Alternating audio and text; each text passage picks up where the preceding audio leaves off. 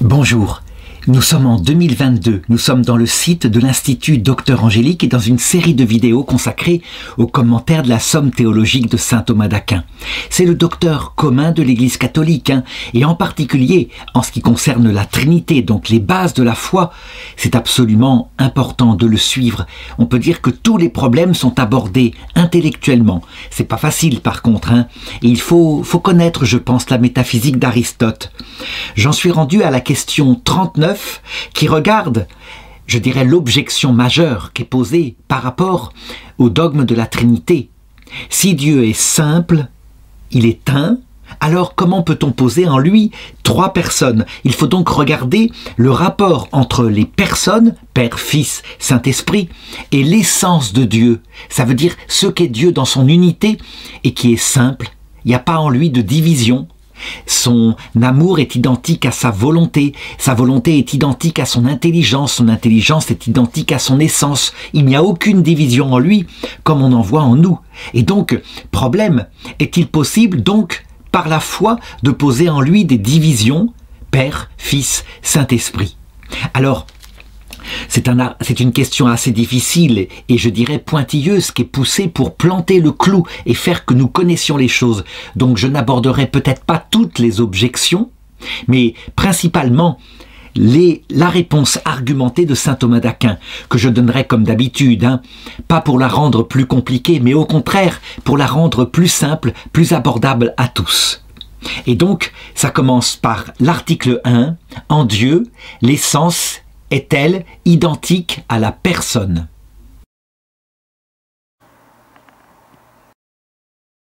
Alors je donne d'abord ce qu'on appelle l'argument d'autorité, très important en théologie, puisque nous n'avons pas accès directement à la vision béatifique, c'est-à-dire la vision de l'essence de Dieu. Donc Dieu se révèle, et l'autorité est le premier des arguments en théologie. L'autorité est prise de saint Augustin. Quand nous disons la personne du Père, nous ne désignons pas autre chose que la substance du Père. Et donc, la réponse de saint Thomas d'Aquin va être claire et simple au départ. En effet, il faut le dire, d'abord, fondamentalement, Dieu a révélé son unité dans la Bible et notre raison peut y accéder par un raisonnement philosophique. Donc nous pouvons poser, en regardant la création qui est autour de nous, un créateur éternel. Et ce créateur étant éternel, n'ayant jamais commencé d'exister, étant depuis toujours, c'est une façon de parler parce que en réalité il n'est pas dans le temps, son éternité est identique à son être, mais obligatoirement le créateur est acte pur, il n'y a en lui aucune potentialité et donc forcément il est simple et donc tout en lui est identique à sa substance. Pour comparer, nous avons une substance qui nous fait exister, donc notre âme à l'intérieur de nous-mêmes, et des accidents multiples, comme les deux mains qui sont là, mais aussi notre âme spirituelle, avec, je dirais, ces facultés que sont l'intelligence et la volonté. Âme spirituelle, ça indique que, évidemment, notre principe d'unité, notre substance, elle est spirituelle aussi, puisqu'elle fait exister en nous l'esprit, intelligence et volonté. En Dieu, il ne peut y avoir ces distinctions-là, et donc obligatoirement, on doit dire que les personnes en Dieu sont identiques à la substance de Dieu. On pourrait donc dire que toutes partagent la même substance de Dieu. Elles sont consubstantielles, dira le dogme. Ça veut dire très concrètement que la substance divine tout entière, c'est le Père. La substance divine tout entière, c'est le Fils. La substance divine tout entière, c'est le Saint-Esprit. Il y a donc bien un seul Dieu. Alors du coup, là on est un peu coincé, on se dit, mais dans ce cas-là, ça veut dire que ce sont des façons de parler, il n'y a rien de réel en Dieu, c'est symbolique, c'est nous qui avons cette façon de comprendre les choses et on retombe dans l'hérésie de Sabellius. Donc, comment comprendre que dans ce Dieu unique, il y a pourtant trois réelles personnes, ce que saint Thomas va appeler des suppôts. Suppôt veut dire hypostase, ça veut dire un sujet, des trois sujets, le Père, le Fils et le Saint-Esprit. Donc il y a eu plusieurs recherches, certains théologiens ont dit, ça veut dire forcément que les relations en Dieu qui sont subsistantes sont des accidents de sa substance. Oui, mais en disant ça, alors effectivement, on entre en contradiction. On pose, je dirais, comme en nous, des accidents dont l'existence procède de notre substance, et ce n'est pas possible en Dieu. Je viens de le montrer. Voilà pourquoi il faut en revenir toujours à la façon dont j'ai montré comment les personnes apparaissent dans la Trinité. Dieu, l'unique, donc Dieu, se contemple lui-même, et la relation à lui-même est son Verbe. Mais, je dirais, tout cela, c'est Dieu lui-même, c'est la substance de Dieu. Il y a donc manifestement, uniquement une distinction là, dans l'unique Dieu, de relation entre lui-même et lui-même, et je dirais, comme son verbe de lui-même, sa connaissance de lui-même est parfait, eh bien, on a bien le Verbe qui est substantiellement Dieu et qui est face au Père, qui est devant lui. Donc, on tombe là, devant le jaillissement de la vie intime de Dieu, un jaillissement qui évidemment ne va pas être possible d'être connu par nous autrement que sous forme, eh bien, de trois personnes. Mais comment se donner une analogie pour comprendre que ces trois personnes sont un seul Dieu tout en étant trois personnes réellement distinctes? Je crois que là, la métaphore que j'ai souvent donnée du soleil permet de le comprendre.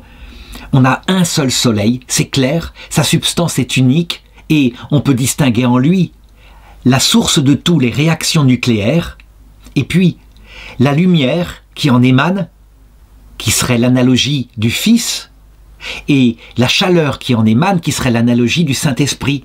Mais il n'y a pas de réelle distinction. Tout cela, ce sont les réactions nucléaires.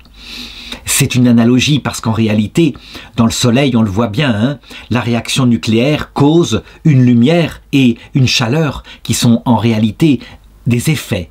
Bon, eh bien voilà, on peut s'arrêter là. Je crois que je ne peux pas dire plus que cela.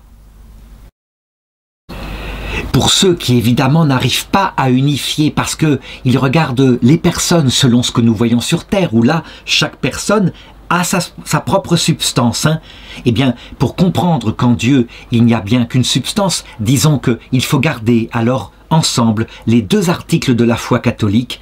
Il y a bien un seul Dieu, et en lui, trois personnes, jaillissement de lumière.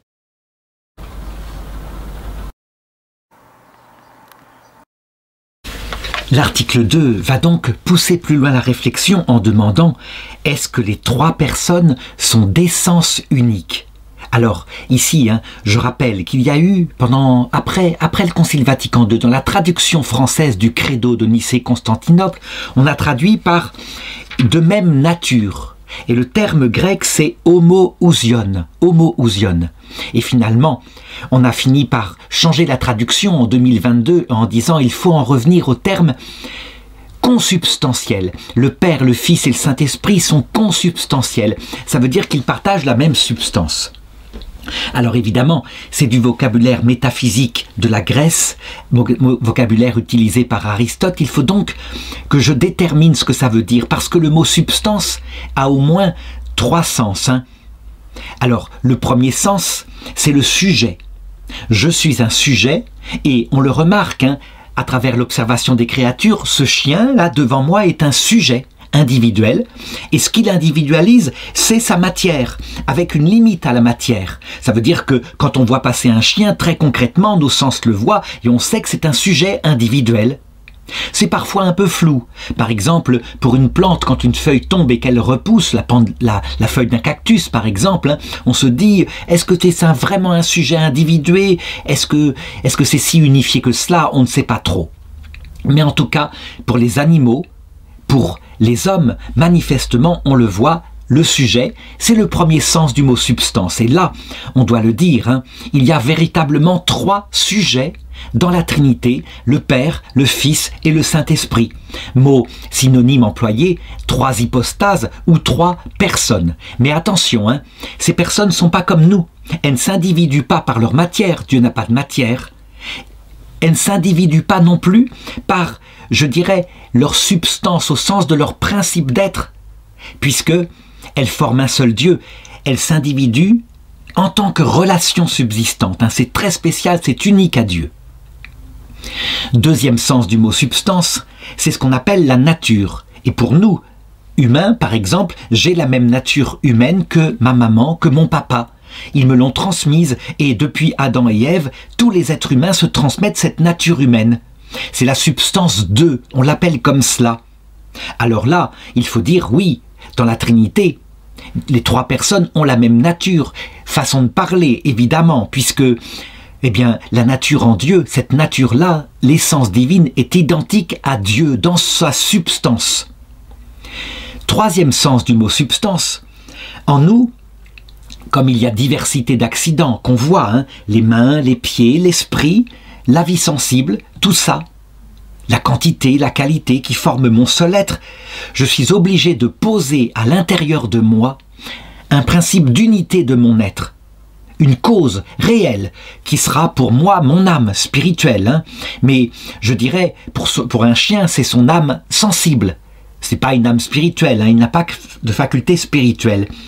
Tout le reste, tout ce qui n'est pas provoqué dans l'existence par ma substance, dans ce sens-là, comme cause de mon être, est ce qu'on appelle un accident métaphysique. Ça veut dire que ça n'existe pas par soi, mais ça existe par ma substance. En Dieu, cette substance-là est identique à son essence, est identique à Dieu. Et sous ce rapport-là, on doit dire que les trois personnes divines forment un seul Dieu et donc ont la même substance, qui est donc leur nature humaine, c'est identique. Donc si je résume, on a bien trois personnes consubstantielles, selon deux sens, mais par contre pas selon le sens suppo. On a trois sujets en Dieu, réellement distincts, mais qui se distinguent de façon spéciale, comme des relations face à l'autre. Ça veut dire que le Père n'est que par le Fils qui est devant lui. Et le Fils, c'est un nom de relation avec son Père. Quant au Saint-Esprit, c'est l'amour des deux. Et donc il n'est que cela, relation aux deux, qui l'unit dans une extase mutuelle. Alors là, j'aborde quelques petites objections, histoire de rendre bien clair ces mots complexes. Saint Hilaire dit « Le Père, le Fils et le Saint-Esprit sont trois par la substance et un par leur harmonie. » Donc manifestement, Saint Hilaire dit qu'ils n'ont pas la même substance, qu'ils ne sont pas consubstantiels. Donc il faut bien comprendre, évidemment Saint Hilaire, qui est parfaitement catholique, parle ici de la substance 1, ça veut dire trois sujets. Sauf que en moi, trois sujets, ça viendra de ma substance, principe de mon être. En Dieu, cela vient de leur relation opposée. Deuxième objection, certains ont reproché, je parle de certains évangéliques durs, d'employer une expression consubstantielle qui n'est pas dans l'écriture, et pour eux, il ne doit y avoir que l'écriture qui compte. Alors donc, pour eux, c'est un abus, et vraiment, comme ils n'ont qu'un seul canal de la révélation, l'écriture, ils s'opposent même aux 6 premiers conciles œcuméniques, tout en gardant les conclusions, sinon on ne voit pas s'ils resteraient chrétiens. Eh bien, il faut dire, oui c'est exact, ce n'est pas dans l'écriture, mais ce sont des mots utilisés, des mots précis, scientifiques, pris à la philosophie grecque, que Dieu a permis qu'elle existe pour, je dirais, illuminer les 6 premiers conciles œcuméniques qu'on réfléchit à cette question-là, ainsi qu'à la question de la divinité du Christ. Et donc, Dieu manifestement avait besoin de cet instrument pour que notre intelligence comprenne. Et je dirais, pour les protestants qui sont contre, qu'ils se disent que, manifestement, si l'évangile a été écrit en grec et pas en hébreu, eh bien c'est qu'il ne fallait pas non plus retirer de la Bible les livres de l'Ancien Testament qui étaient écrits en grec. C'est une évidence. La philosophie grecque a fécondé la pensée juive. Alors, par contre, dans l'Écriture, on trouve des passages qui vont dans ce sens-là. Par exemple, quand le Christ dit « Le Père et moi, nous sommes un ». Ça veut dire la même chose, évidemment. Ou alors, encore, quand il dit « Je suis dans mon Père et mon Père est en moi », ça veut dire donc qu'ils sont consubstantiels, que c'est une véritable fusion, il n'y a qu'un seul Dieu. Et c'est la grande différence de ce qu'il se passe, par exemple, entre un homme et une femme quand ils s'aiment. Même si la Bible dit « ils ne feront qu'une seule chair », ce n'est absolument pas une fusion. Chacun garde sa substance individuelle. C'est leur amour qui, pour être exprimé par hyperbole, emploie cette expression-là.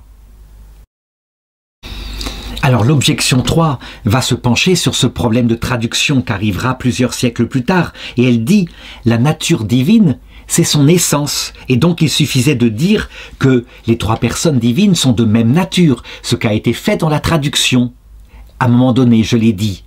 En réalité, le mot nature ne veut pas dire tout à fait la même chose qu'essence. Nature, c'est quelque chose qui s'applique aux créatures matérielles. Et la nature, c'est un principe de mouvement. Par exemple, la nature d'un animal, c'est son âme et c'est ce qui explique qu'il se meut de cette façon-là particulière. Or, en Dieu, il y a immutabilité, ce qui veut dire qu'il n'a pas une nature dans ce sens-là. Il vaut mieux parler donc de son essence. Ou, autrement dit, de sa substance, ça veut dire de son être, être infini, être immuable. Alors je passe 2 objections et je vais directement à l'objection 6 qui dit « Le mot substance est donc ambigu ». Je viens de lui en donner 3 sens. Or, tout ce qui dans une formulation va conduire à une ambiguïté ne devrait pas être utilisé. C'est vrai. La réponse, c'est que le mot est ambigu, mais comment faire autrement? D'ailleurs, je dirais, on connaît uniquement Dieu par l'intermédiaire des créatures. Cependant, quand on utilise le mot de même substance, alors il vaut mieux l'expliquer, dire en quel sens on l'utilise. Il ne faut pas hésiter à faire des périphrases pour que le public ne rentre pas dans une confusion à cause du fait que ce mot, évidemment, pourrait conduire à mal comprendre les choses. Mais c'est d'ailleurs pareil, souvent dans les discussions, dans le langage commun, c'est parce que l'un emploie ce mot selon tel sens. Prenons le mot âme. Il a au moins 2 grandes significations. Le principe de notre vie, caché au cœur de nous, de tout vivant, et puis la vie psychologique, le 2e degré de vie, ce qui est commun avec les animaux. Il suffit de préciser de quoi on parle, et alors il n'y a plus d'ambiguïté. Le 3e article va demander « Est-ce que les termes essentiels attribués aux 3 personnes se mettent au singulier ?» Ça, c'est quelque chose de très concret. Par exemple, si je dis « Gloire au Père, au Fils, au Saint-Esprit », est-ce que je dois dire ensuite « Comme ils étaient au commencement, maintenant et toujours et pour les siècles des siècles » ou est-ce que je dois dire « Comme il était au commencement, au singulier » pour signifier qu'il n'y a bien qu'un seul Dieu? C'est une vraie question. Et pourquoi elle se pose pour l'être, pour l'existence? Eh bien simplement parce que l'être, c'est une propriété commune aux 3 personnes. Elle vient de l'essence unique de notre Dieu. Et donc, je dirais, est-ce qu'il y a donc trois personnes distinctes ou est-ce qu'il y a un seul Dieu? De quelle façon on doit parler? Voilà la question. Alors, voilà comment il faut répondre à cela. La réponse de saint Thomas est très grammaticale, je vais essayer de la simplifier. Quand on veut signifier quelque chose qui est commun aux 3 personnes, qui est celle qui est une propriété du Dieu unique, comme par exemple, nous ne disons pas le Père, le Fils et le Saint-Esprit sont 3 dieux, puisqu'il n'y a qu'un seul Dieu. Donc là, il faut véritablement utiliser le singulier. Le Père, le Fils et le Saint-Esprit forment notre Dieu unique. Et donc de la même façon, les mots utilisés pour signifier l'unique essence de Dieu, à travers les 3 personnes, sont mis au singulier, comme par exemple, on dira, les 3 personnes forment un seul Dieu qui est intelligent, qui est grand, qui est le Créateur, etc. Et puis, quand on veut signifier quelque chose qui est propre à l'une des personnes, alors, eh bien, on pourra parler au pluriel. Par exemple, dire que le Père, le Fils et le Saint-Esprit sont tous 3 intelligents, bien sûr, et tous 3 amour, et tous 3 de même nature. Dieu lui-même, d'ailleurs, pour s'adresser à notre intelligence et nous révéler la Trinité, n'a pas fait autrement, comme on le voit à l'apparition de la Trinité pour la première fois dans l'Écriture, à Abraham au chêne de Mambré, dans le livre de la Genèse, où Abraham voit 3 hommes qui s'approchent de lui. Il se prosterne et il lui parle au singulier, « Mon Seigneur », parce qu'il sait qu'il n'y a qu'un seul Dieu. Cette apparition aux chênes de Mambré est représentée, je l'ai souvent montré, par la Trinité de Roublev, qui a bien montré que Dieu était apparu sous forme de 3 hommes pour signifier la Trinité des personnes, mais que Abraham lui a parlé au singulier pour signifier qu'il n'y a bien qu'un seul Dieu. Dans la réalité de nos expressions maintenant, il faut bien comprendre que parfois, il est impossible d'être comme ça attentif à chaque fois. Je me rappelle par exemple que pour un livre que j'avais écrit, le service de l'imprimatur m'avait dit de changer l'expression suivante, à savoir « Dieu est mort sur la croix », parce que Dieu se réfère à l'essence unique de Dieu. Donc, ça voudrait signifier que le Père aussi est mort sur la croix, ainsi que le Fils, ainsi que le Saint-Esprit. Mais là, en fait, j'entendais le Fils parce qu'il est Dieu, et donc que Dieu est mort sur la croix. Et souvent, l'Écriture emploie les mêmes expressions. Donc, comment faire? Eh bien, c'est là que, comme le dit saint Hilaire, il faut comprendre au bout d'un certain temps, avoir la souplesse de l'esprit pour comprendre que Dieu est employé ici pour signifier le Fils. Le Fils qui est consubstantiel au Père, mais le Fils dans sa personne individuelle.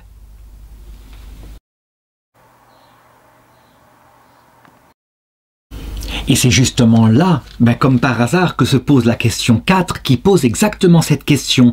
Est-ce que des noms essentiels, comme par exemple Dieu, donc ça correspond à l'essence du Dieu unique, peuvent suppléer pour signifier la personne?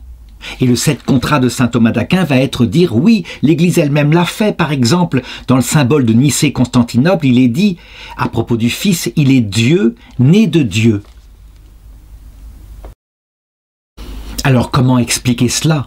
Eh bien, il faut comprendre que, en fait, notre esprit, qui utilise l'analogie, est capable de cette souplesse. Et donc, il faut comprendre, selon le contexte, ce que le mot substantiel, qui correspond donc à l'essence de Dieu, veut signifier. Et donc, l'un peut être employé et suppléé. Quand on veut désigner, par exemple, l'essence de Dieu, quand on dit, par exemple, Dieu crée, chacun comprend que c'est le Dieu unique qui crée. Mais lorsqu'on dit le Verbe crée, le Verbe de Dieu crée, là, on comprend bien qu'on s'adresse à la personne. La personne, ça veut dire Dieu a créé par sa sagesse. Et effectivement, si on emploie le terme « le Verbe qui est Dieu crée », eh bien là, c'est pareil, c'est un terme qui sera appliqué par analogie, avec cette souplesse de l'intelligence, à la seule personne du Verbe. Ces ambiguïtés de langage, finalement, elles ne sont pas si dommageables que cela, une fois que la théologie est bien claire dans la tête de chacun, puisque, tout de même, ultimement, on doit toujours le penser, nous avons bien un seul Dieu, et nous avons bien 3 personnes en Dieu, qui toutes sont Dieu, consubstantielles entre elles, partageant l'unique essence divine, coéternelle. Et donc, que l'un passe vers l'autre, etc., comme cela, il faut évidemment ne pas le faire constamment, mais tout de même avec une grande souplesse. Alors, quelques objections tout de même, la première en particulier qui dit, par exemple, dans le credo, Dieu engendre Dieu. Il y a quelque chose qui ne va pas, puisque c'est le principe d'identité.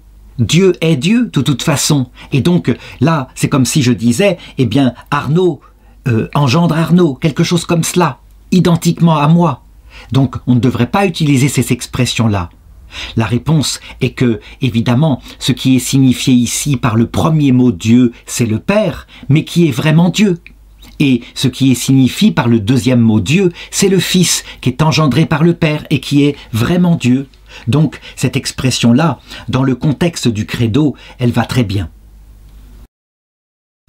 De même, d'ailleurs, quand il est dit « lumière née de la lumière », ça veut dire quoi? Que le Père serait lumière, mais le terme lumière devrait signifier, au sens, je dirais, des relations, plutôt le Fils, puisque le Fils, c'est la connaissance que le Père a. Eh bien, là, on désigne en fait l'essence commune aux 3 personnes, qui évidemment, toutes sont lumière, toutes sont amour, puisqu'elles ont la même nature. Donc il faut le comprendre, encore une fois, le basculement de l'un à l'autre permet de nous de bien saisir qu'il y a bien un seul Dieu, et que tout cela c'est la vie intime de ce Dieu unique qui est décrite par le credo. L'objection 2 va essayer de mettre en contradiction les expressions des docteurs, par exemple quand on dit Dieu crée, On voit bien, on vise l'essence du Dieu unique. Et quand on dit Dieu engendre, là, on vise le Père. Donc manifestement, il y a source de confusion. Eh bien là encore, je reprends l'expression de saint Auguste, de saint Hilaire, qui disait « Peu importe là, puisque à la base, la théologie est donnée. Et donc, celui qui comprend la théologie comprend bien de quoi on parle. » Et je remets ce texte de saint Hilaire, qui se trouve exactement dans le livre de Synode. Il dit ceci: « On ferait tort grave aux choses sacrées si, sous prétexte que certains ne les tiennent pas pour sacrées, il fallait les faire disparaître. Donc, ne plus employer du tout ces expressions-là au prétexte qu'elles peuvent prêter à confusion. Ainsi, certains comprennent mal le mot homoousion. Peu importe.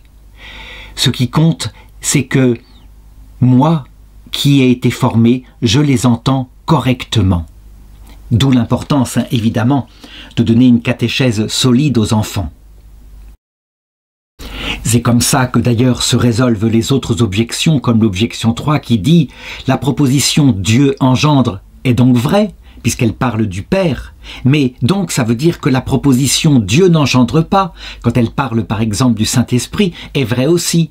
Et ça voudrait dire que puisqu'il y a contradiction, il y a deux dieux. » Évidemment non, Là, une fois formé, la personne comprend de quoi il parle. C'est vrai, c'est le Père dans sa personne qui engendre. Et le Saint-Esprit, qui procède du Père et du Fils, eh bien, n'engendre pas, mais est engendré.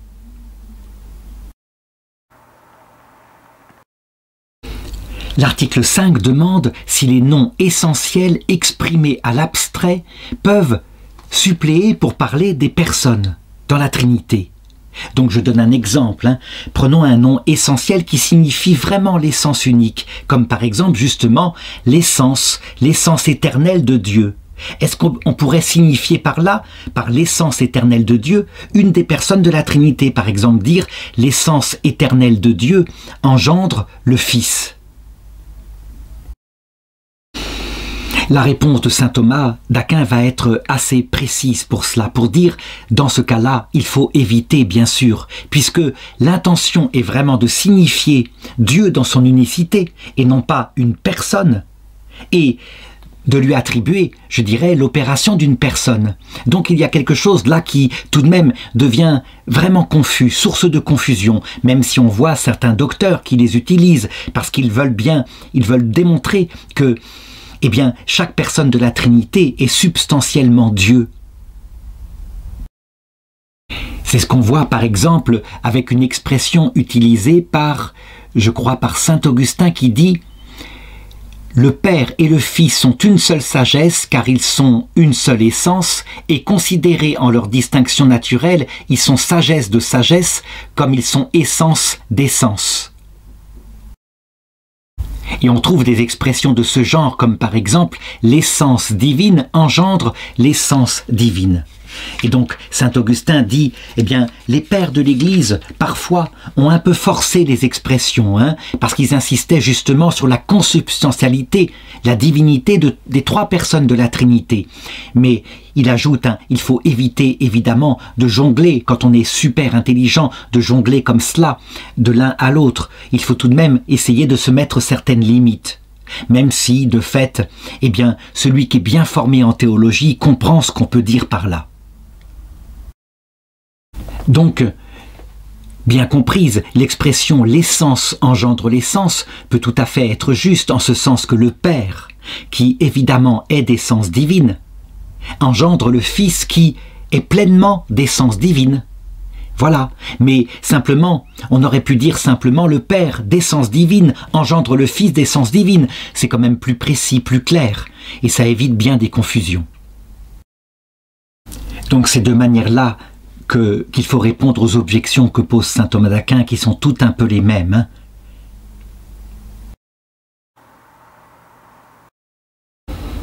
Alors l'article suivant, c'est l'article 6. Peut-on attribuer au nom essentiel, c'est-à-dire qui concerne l'essence totale de Dieu, donc par exemple Dieu, justement, est-ce qu'on peut l'attribuer aux personnes ? Donc j'explique concrètement ce que demande la question. Par exemple, est-ce qu'on peut dire Dieu est les trois personnes de la Trinité? Ou encore Dieu est la Trinité? Alors pour répondre à cette question, il faut se baser sur tout le traité de la Trinité. Je vais donner quelques exemples. Si on dit Dieu tout entier procède du Père. Ou encore, le Dieu unique, dans son essence infinie, procède du Père.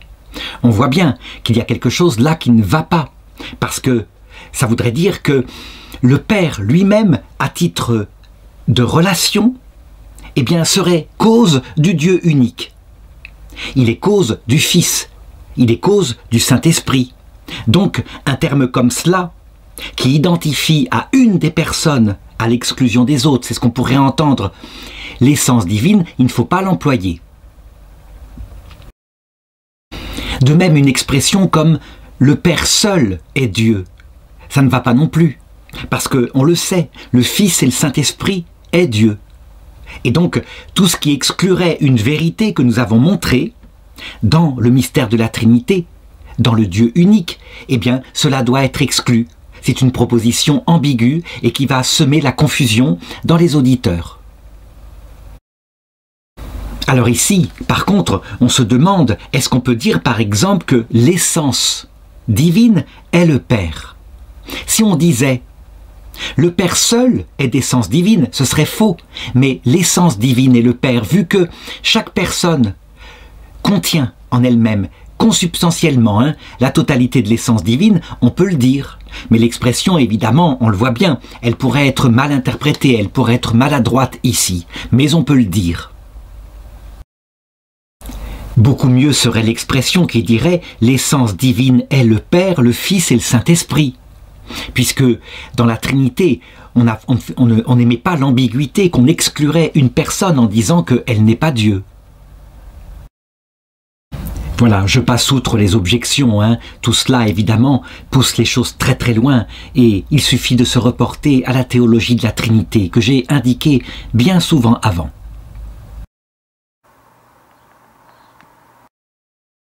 L'article 7 est plus intéressant, je pense, parce que vraiment, on se sert souvent de cette façon de parler. Est-ce que les noms essentiels peuvent être appropriés à telle ou telle personne? Par exemple, de dire que le Saint-Esprit est l'amour. L'amour, c'est un nom qui correspond à l'essence totale de Dieu. Dieu tout entier est amour, mais est-ce qu'on peut l'approprier au Saint-Esprit? Est-ce qu'on pourrait dire le Verbe est la connaissance et puis le Père est la puissance? Alors, pour répondre à cette objection, je dirais à cet article, il faut parler donc de ce qu'on appelle l'appropriation et qui vient évidemment de notre intelligence, de notre manière de connaître. C'est vrai que lorsqu'on regarde la procession des personnes, la manière dont elles apparaissent dans la Trinité, on le voit, le Père, c'est celui qui n'a pas d'origine si ce n'est lui-même. On pourrait donc très bien lui attribuer la puissance. Ça ne veut pas dire que le Fils et le Saint-Esprit ne sont pas puissants, mais on vise par là à qualifier le Père par son mode particulier d'être. On le fait aussi, par exemple, quand on veut définir le péché contre le Père. Puisque le Père, on lui attribue la puissance, on dira que le péché contre le Père, c'est l'inverse. C'est un péché dû à une certaine faiblesse. On s'est laissé entraîner par une addiction, par exemple. Le Fils, il procède par mode de connaissance. Il est la connaissance éternelle que le Père a de lui-même. On peut donc dire par appropriation que le Fils, c'est la lumière en Dieu, la connaissance. Et de fait, Dieu lui-même, pour, je dirais, nous aider à comprendre la Trinité, envoie le Fils, et c'est lui qui s'incarne pour nous parler, pour nous expliquer qui est le Père. Ça ne veut pas dire que le Fils n'aime pas, que le Fils n'est pas tout-puissant, mais ça veut dire que, eh bien, par la manière dont il procède du Père, son opération à l'extérieur, afin de nous révéler de manière meilleure la Trinité, se fait sur le point de la connaissance. Donc on peut dire de la même façon que le péché contre le Fils, c'est un péché où il y a une part d'ignorance. Par exemple, quand les gens criaient à mort envers Jésus parce qu'ils ne savaient pas ce qu'il faisait. Et puis, le Saint-Esprit qui procède du Père et du Fils est l'amour entre eux. véritablement. Donc, lui attribuer le nom d'amour, qui est un nom aussi essentiel, comme le nom d'ailleurs de connaissance, l'essence divine entière aime, eh bien, ça se fait par mode d'appropriation, mais en gardant bien l'idée, véritablement, que ça ne veut pas dire que l'Esprit Saint, il ne connaît rien et qu'il n'est pas puissant du tout, qu'il est que amour. Bien sûr que non, il possède l'essence totale divine. Et donc on appelle le péché contre l'Esprit Saint, en théologie, un péché qui procède d'une parfaite connaissance, donc analogiquement du Fils, d'une parfaite puissance, donc sans aucune faiblesse, donc analogiquement du Père, et donc le péché de malice volontaire, lucide, maîtrisé, on l'appelle le blasphème contre le Saint-Esprit. Alors l'objection 1 dit, attention, en attribuant une propriété essentielle à une personne de la Trinité, on peut être source de confusion. Par exemple, représenter le Père comme un gros barbu costaud, le Fils comme un intellectuel presque à lunettes dans certaines icônes, et puis le Saint-Esprit comme un pigeon parce qu'il vient dans le cœur. Il y a quelque chose là qui semble être incorrect pour signifier la Trinité où les trois personnes sont absolument semblables. Eh bien, il faut le dire, ces icônes qui sont d'ailleurs plutôt occidentales, tandis que les icônes orientales ressemblent plutôt à ça, où on insiste sur la consubstantialité des personnes, donc elles sont absolument semblables. Ces icônes, tout de même, nous disent quelque chose. Alors c'est peut-être plus adapté à une intelligence enfantine, d'accord, mais ça parle quand même. Et comme ça, nous pouvons comprendre la manière dont, relativement, entre elles, les personnes sont. Évidemment, s'il y avait erreur d'attribuer ces propriétés exclusivement à l'une des personnes, ce serait une erreur théologique. Mais je ne connais personne qui ait fait cette erreur-là. Voilà, je m'arrête là, je passe les deux objections qui peut-être poussent un peu plus loin, mais qui ne sont pas très nécessaires pour comprendre ce que je viens de dire. Enfin, vient le dernier article de cette question qui demande « Est-ce que les appropriations pratiques, donc très concrètes dans des exemples que donnaient par exemple les saints docteurs, les pères de l'Église, est-ce qu'elles sont heureuses ?» Donc des appropriations pratiques du style le Fils vient nous révéler, un peu comme une lumière, vient nous révéler le Père, et c'est lui seul qui nous révèle le Père. Donc on le voit, des applications pratiques qui sont fondées parfois sur l'Écriture, mais parfois dans leurs commentaires de l'Écriture, où ils sont allés beaucoup plus loin. Alors, je vais répondre d'abord par l'argumentation de saint Thomas d'Aquin, puis je prendrai quelques exemples dans les objections de ce que les pères ont pu écrire. Donc, d'abord, la réponse de saint Thomas d'Aquin, elle est très intéressante. Évidemment, pour connaître Dieu qui est absolument inconnaissable, nous le faisons donc à partir des créatures. Et il faut regarder, quand nous connaissons une créature devant nous, par exemple, nous voyons passer devant nous un jeune homme qui marche comme cela. Eh bien, la première chose que nous remarquons, c'est que c'est un être tout simplement qui est devant nous, donc il existe, qu'il est là. Et ça se fait spontanément, nous n'avons pas besoin de l'exprimer. Deuxièmement, nous constatons que c'est une personne. Donc vraiment, il est individué, il n'y a pas deux personnes. Et si derrière se profile une autre ombre, eh bien nous dirons, il y en a deux. Troisièmement, nous regarderons sa capacité d'agir et de causer. Par exemple, s'il s'approche de nous avec un couteau, qu'il est manifestement hostile, aussitôt, on s'en rend compte. Et puis, quatrièmement, enfin, les effets qu'il peut produire. Donc, éventuellement, il pourrait nous assassiner. Donc, dans ce cas-là, la réaction est de fuir. J'ai pris ici un exemple négatif, mais je pourrais tout aussi bien prendre un exemple positif, comme par exemple, la plus belle des jeunes filles qui passe devant nous. D'abord, elle existe, c'est vrai, et puis elle est une dans sa beauté. Et nous regardons alors ce qui émane d'elle, donc cette capacité à nous influencer, à nous séduire, et l'effet qui peut s'en produire, donc un regard particulièrement admiratif, provoqué par elle en nous. Eh bien, il va se passer exactement le même genre d'appropriation quand nous contemplons la Trinité, à partir évidemment de ce que j'ai donné, donc la procession des trois personnes, comment est-ce qu'elles apparaissent, La première qui n'a pas d'origine sinon elle-même, le Père, la seconde qui procède par mode de connaissance, et la troisième, le Saint-Esprit, qui est l'amour mutuel entre le Père et le Fils. Et donc, eh bien, la première spontanéité qui nous vient par rapport à leur être, quand on les admire, c'est de considérer le Père comme étant l'éternel, comme si les autres n'étaient pas éternels. Bien sûr que si, ils sont coéternels, mais c'est de lui dont tout procède, donc spontanément, nous le regardons comme Dieu. Et au Fils, on va attribuer la beauté. Pourquoi? Eh bien parce que la splendeur d'une forme, et il est connaissance, donc la connaissance est une forme, lui convient particulièrement. Quant au Saint-Esprit, qui est l'amour entre les deux, puisque l'amour s'achève dans le repos, la paix, la béatitude, eh bien on va lui attribuer la même chose. Il est la béatitude en Dieu, l'achèvement de toutes les opérations en Dieu. Alors évidemment, avec toute la poésie, la contemplation dont on est capable, on pourrait évidemment sortir d'autres dénominations ayant rapport avec l'être, l'être premier, l'être fondamental qui nous vient à l'esprit quand on contemple les trois personnes de la Trinité. Le deuxième type de contemplation, c'est quand on contemple l'unité. Or, il y a bien, chaque personne est une, véritablement, et elles sont des substances individuelles. Eh bien, au Père, spontanément, on va attribuer l'unité, puisque de lui tout procède. Au Fils, qui est la connaissance parfaite que le Père a de lui-même, on pourrait lui attribuer l'égalité. Il est parfaitement égal au Père, et donc on lui attribue spontanément cela.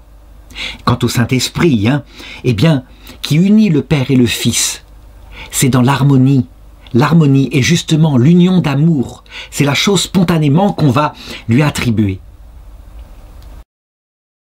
Et on le voit, ces trois qualifications, même si elles impliquent chacune une forme d'unité, sont évidemment en rapport avec le mode de procession. Le Père, eh bien, qui ne procède de personne, l'unité absolue. Le Fils, par ressemblance. Le Saint-Esprit, par l'union d'amour. Et ça correspond. Mais ce sont des appropriations, toujours l'avoir en tête. Alors, troisième considération, si on considère maintenant Dieu comme étant cause, cause en particulier de nous, qu'il nous a créés, alors on pourra plutôt attribuer au Père la puissance. Pourquoi? Parce que tout procède de lui, donc c'est bien qu'il ait la puissance même. Quant au Fils, c'est la sagesse, puisqu'il est la contemplation éternelle. Et donc on pourra dire que le Père, par sa puissance, a créé, mais aussi à cause de sa sagesse. Donc en sachant ce qu'il faisait. Et au Saint-Esprit, on va lui attribuer la bonté. On dira, Dieu a donc créé par le Saint-Esprit et pour raison d'amour. En réalité, encore une fois, il faut bien comprendre, ce sont des appropriations, puisque puissance, connaissance, amour sont des propriétés de Dieu dans son essence unique. Cependant, il est particulièrement intéressant de les attribuer à chaque personne de la Trinité, de cette manière-là, très souple. Je l'ai dit, Dieu lui-même utilise cela. Le Père se manifeste toujours dans l'Écriture par mode de puissance, une voix qui descend du ciel comme un tonnerre, et les gens sont stupéfaits. Le Fils, son nom de Verbe, lui-même indique qu'il est la connaissance, et d'ailleurs, quand il vient auprès de nous, il nous prêche le Père. Quant au Saint-Esprit, qui vient dans notre cœur, eh bien c'est bien la bonté, c'est l'effet ultime, l'inhabitation de Dieu en nous. Donc on le voit même par le comportement que Dieu utilise vis-à-vis de nous, il utilise ses appropriations. Attention de ne pas les pousser trop loin, évidemment. Je l'ai dit, chaque personne de la Trinité est identique à l'autre, et donc le Père est parfaitement lumière, le Père est parfaitement amour. C'est en ce sens-là que Jésus dit « Qui m'a vu a vu le Père », et il a bien raison. Alors enfin, quatrième considération, je l'ai dit, on envisage Dieu par rapport à ses effets. Et là, c'est en rapport avec ce que je viens de dire précédemment. La cause provoque l'effet. Et donc, c'est l'appropriation de lui, par lui, en lui. De lui attribué au Père. Pourquoi? Parce qu'il est le tout-puissant. Et donc tout vient de lui, évidemment. Et on a bien raison. Par lui. Pourquoi? Eh bien, parce que, comme il veut l'union avec lui, rien ne se ferait si le Fils n'avait pas révélé qui est le Père. On ne peut pas s'unir par amour si jamais on ne connaît pas le bien-aimé, et c'est par le Fils que cette connaissance nous est venue. En lui, ça signifie bien une intériorisation. Et effectivement, celui qui réalise concrètement en venant habiter dans notre cœur cette union à Dieu, c'est le Saint-Esprit. On devra procéder de cette façon-là, avec très grande souplesse, et en précisant si possible à chaque fois que, évidemment, chacun de ces termes essentiels s'applique à toute la Trinité. On attribuera donc plutôt au Fils tout ce qu'a rapport avec la connaissance. Par exemple, il est la vérité. Il le dit lui-même, « Je suis le chemin, la vérité, la vie ». Le terme « vie » peut-être s'appliquerait peut-être davantage au Saint-Esprit, parce que c'est lui qui vient faire vivre l'Église, qui vient dans notre cœur, qui donne vie à notre amour par rapport à lui, très concrètement. Et si jamais le Fils n'était pas parti, eh bien nous serions encore à considérer Dieu comme extérieur à nous. En partant, le Fils permet à l'Esprit Saint de venir habiter dans notre cœur. Mais évidemment, là encore, c'est par mode d'appropriation. La Trinité tout entière vient habiter dans notre cœur, comme d'ailleurs le dit Jésus à un moment donné. Si quelqu'un m'aime, nous viendrons chez lui et nous ferons chez lui notre demeure. Et là, il vise donc le Père, le Fils et le Saint-Esprit. Si j'ai attribué ici plutôt le terme de vie à l'Esprit Saint, d'autres diront, mais non, il faut l'attribuer en premier à Jésus, puisqu'il le dit lui-même, « Je suis la vie ». Certes, parce que tout simplement, sans la connaissance que nous apporte Jésus, il ne peut pas y avoir la venue de l'Esprit Saint. Donc, on voit encore une fois cette souplesse. Je dirais, c'est livré à notre propre poésie, à notre propre amour, et la somme théologique de saint Thomas d'Aquin n'est pas là pour borner ce qu'on pourrait appeler une théologie amoureuse, mais pour lui donner plutôt, je dirais, sa structure. C'est un peu comme cela, elle est au service de la théologie mystique, et la théologie mystique se servira eh bien, de toutes les expressions de la poésie.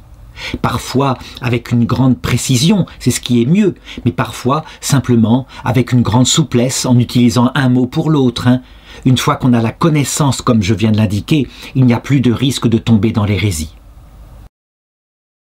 Alors, quelques objections que j'ai traitées, mais de manière superficielle dans le développement. Par exemple, l'objection 1, qui est prise de Saint-Hilaire, qui dit « L'éternité est dans le Père, la beauté est dans le Fils, la jouissance dans le présent ». Et cette formule évoque les personnes sous les trois noms propres de Père, d'image et de présent, qui serait le nom du Saint-Esprit. Et donc, on dirait que tout cela semble mal fondé. En effet, l'éternité évoque la durée de l'être, et les trois personnes durent éternellement. Et puis, la beauté, c'est, je dirais, un principe de l'être. Ça désigne sa structure splendide et magnifiquement organisée. Et quant à la jouissance, elle relève de l'opération. Donc on voit, ça ne correspondrait pas à l'une des distinctions que j'avais dit, donc spécifier l'être des choses. Donc je répondrais, un peu de souplesse, toujours pareil. Là, à ce niveau-là, on est véritablement dans la théologie mystique qui se permet d'utiliser des mots pour d'autres. L'intérêt, c'est quand la théologie mystique est fondée sur une théologie scientifique comme celle-là, eh bien, de ne pas partir trop loin, avec des termes manifestement trop ambigus. Beaucoup de docteurs, je pense au docteur Renan par exemple, ont pu être à un moment donné condamnés avant d'être réhabilités, parce que justement, ils se donnaient des audaces de vocabulaire beaucoup trop fortes.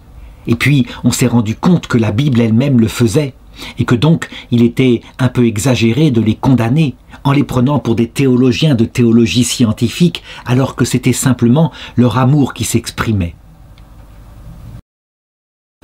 Alors une autre objection, j'avais parlé de la deuxième attribution d'un être, on le regarde par son unité. Et saint Augustin, c'est lui qui dit, dans le Père est l'unité, dans le Fils l'égalité, dans le Saint-Esprit l'harmonie de l'unité et de l'égalité. Mais ça ne va pas du tout, puisqu'on sait très bien, même le dogme du Concile de Nicée le dit, saint Augustin le connaissait, que les trois personnes sont absolument égales en éternité, en nature, en essence, en honneur, en puissance, tout. Donc on voit bien, attribuer au Fils l'égalité, c'est une appropriation qui est tout au moins maladroite. Donc, là encore, un peu de souplesse. L'égalité telle qu'elle est utilisée par le Concile de Nicée montre bien que les trois personnes partagent la même essence divine. Et donc, elles sont absolument égales en puissance en éternité. Mais là, c'est une égalité qui regarde la relation. Et c'est vrai que, parce que le Fils est la parfaite contemplation du Père, c'est sous ce rapport-là qu'il lui est égal. Donc, il y a quelque chose de particulièrement intéressant à lui attribuer en propre, évidemment sans exclure le mot égalité attribué aux trois personnes de la Trinité. L'objection 3 va regarder l'attribution à Dieu du côté de sa capacité à agir sur nous. Et donc c'est saint Augustin qui dit « On attribue au Père la puissance, au Fils la sagesse et la bonté au Saint-Esprit. » Mais ça ne va pas du tout non plus, puisqu'on le voit bien. Le Fils, quand il vient sur terre, est qualifié dans l'Apocalypse comme le lion de Juda. Et ça, c'est du côté de la puissance. Il est la puissance de Dieu. Et contempler le Fils comme puissant à la croix, c'est particulièrement fort pour nous, parce qu'on sait très bien, il aurait pu se défendre, il ne l'a pas fait. Ce qui donc révèle, quoi? La bonté de Dieu, qu'on attribue au Saint-Esprit. Donc le Fils est tout aussi bon. La réponse sera exactement la même. Je l'ai dit, ce sont des appropriations à cause de notre manière de connaître. Donc bien sûr que le Père, le Fils et le Saint-Esprit sont tout-puissants, qui sont toute connaissance, qui sont tout amour, qui sont semblables. Mais selon leur mode de procession, il est clair que attribuer au Père la puissance, ça lui correspond particulièrement, puisque de lui tout émane dans la Trinité. Attribuer au Fils la connaissance, ça lui correspond particulièrement, puisqu'il est la connaissance du Père. Et attribuer au Saint-Esprit la bonté, ça lui va tout à fait, puisqu'il est l'amour réciproque entre le Père et le Fils. L'objection 4 va regarder maintenant les effets de Dieu nous concernant, et l'expression de l'apôtre Paul, c'est en 1 Corinthiens chapitre 1 verset 24 qui dit « De lui, par lui, en lui ». De lui, ça signifierait le Père, par lui, ça signifierait le Fils, et en lui, ça signifierait le Saint-Esprit. En lui, par exemple, eh bien, ça indique la cause finale. La cause finale, évidemment, c'est le but de toute l'opération. Dieu a créé en vue d'une cause finale qui est de nous donner la vision béatifique. Donc, on devrait plutôt attribuer en lui au Père. En effet, le but de là où va la flèche de la création en l'occurrence, elle doit être dans le principe premier, donc dans l'archer. Et l'archer, c'est le Père. On voit bien, donc ça irait beaucoup mieux. Alors je réponds encore une fois, pourquoi pas, pourquoi pas? C'est un peu comme cette icône de la Trinité, dont je disais que il y avait plein d'interprétations. Certains disent que ici c'est le Père parce qu'il est au-dessus, mais d'autres disent c'est le Saint-Esprit parce qu'il unit les deux autres personnes de la Trinité. Et d'autres disent c'est le Fils parce que c'est lui qui est au centre et qui nous a révélé le Père et le Saint-Esprit. Bref, il y a cette souplesse-là de l'interprétation et de la contemplation, l'essentiel étant de garder la théologie de la Trinité avec les structures que donne l'Église et saint Thomas d'Aquin. Voilà, je m'arrête là en ce qui concerne donc ces merveilleuses appropriations que font les théologiens. Et j'espère que chacun les pratiquera évidemment avec toute la prudence, la souplesse et sans conflit théologique, mais simplement à la lumière des principes qui sont là pour éclairer et remettre les choses en place quand il le faut.